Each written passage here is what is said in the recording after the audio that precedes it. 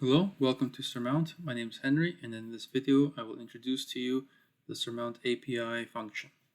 Starting from the home screen, click on the navigation menu in the top right, head to your account page.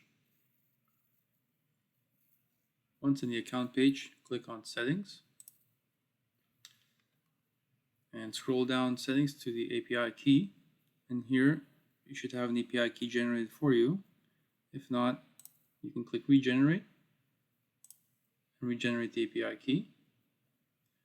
Then you can click on the API key to copy it to your clipboard, and then you can continue to make.com. There is also API documentation available. You can click here. It will take you to a Notion page. And here we have currently 5 APIs available. The first one is the account status. This is the API URL. You have to provide the API key in here, and this is an example call, and here's an example response. And this information you can find settings section in the account page under dialogs. This is the maximum duration for dialogue and maximum simultaneous dialogues here, and then the minimum credits balance here will be the duration times the dialogues. So for any API call, your credits must be equal to or more than this minimum value. And that information is also available in the API response. So under account, credits, how many credits you have available, and the minimum number required, and then the price for additional credits. Credits can be purchased in the account page under payments, and here you can purchase a credit pack of 10 credits. Using make.com as an example for the API calls, we're going to check the account status. So here we would provide the variable key, and as an example, this would be the variable name API key, and then you would put the key in here that you generated in the account page in Surmount. Once that call is made, here we would use the API key.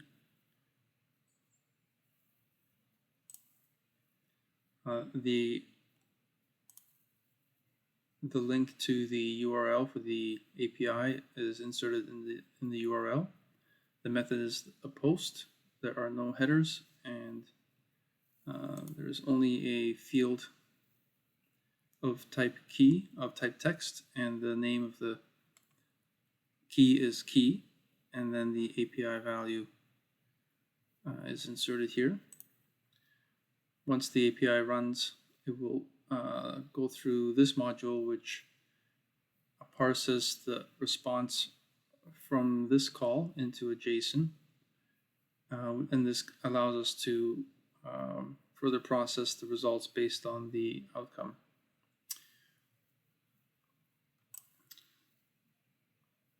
So I ran the call, and here was the input of the call. It will have the API key in here,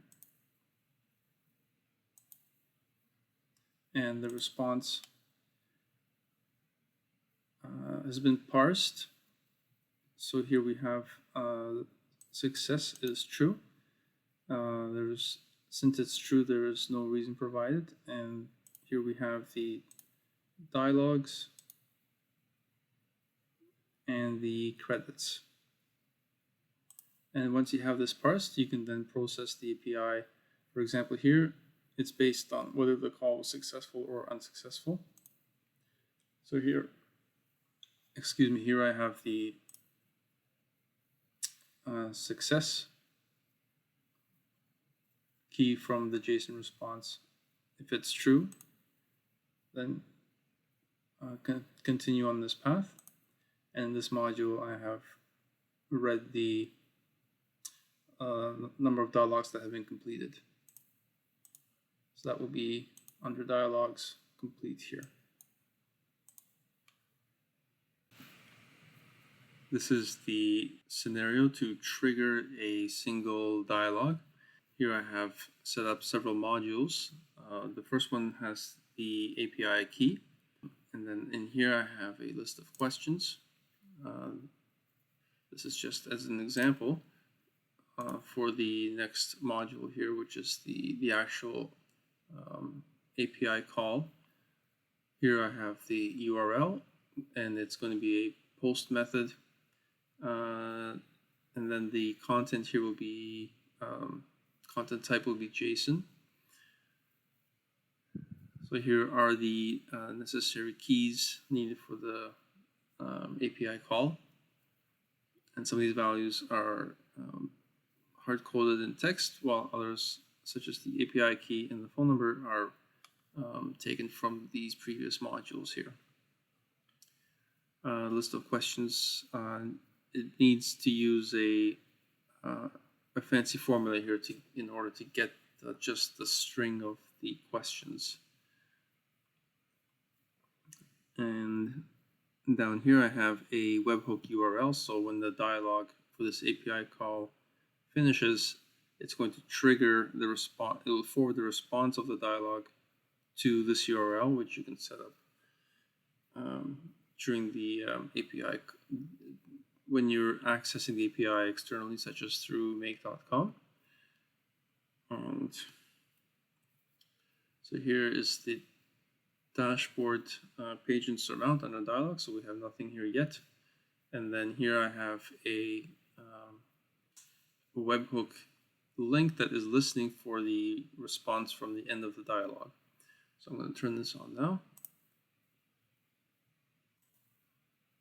After the call finishes, it's going to then trigger that webhook URL. So I'll press OK here. And I will start the API call. So here I have in the Surmount dashboard, I have this dialog here, which is now running. And then I won't answer it. I'll just click stop the call. And then in the next page, that will trigger this webhook response. And here I have the information that is provided by the webhook payload. And this module here, it sends a response back to the sender of the webhook, which was on the back end of Surmount here, so that it knows that it received, that the webhook here was received properly. And then in this, in here you can, so in this module you can start to pick which components of the response you'd like to use.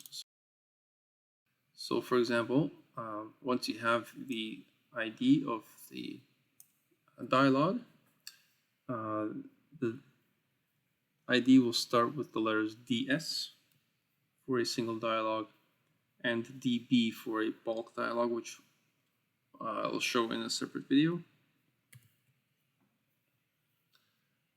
So I'll copy that, and then I can go to the next scenario over here, and I can use that to trigger a dialog status here. So I have the same API key from the other that I used in the other scenario, and in here I will paste the dialog that was just generated.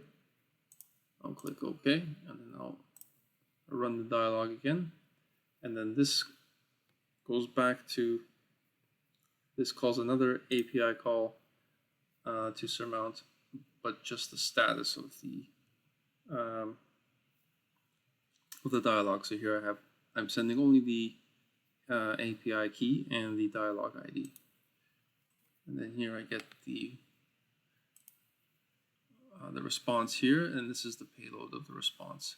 So the success was true, and then it gives me back the dialog ID that I sent, the status, and then as well as the questions. Here I did not answer the call, so there are no answers, but the answers will be populated in here.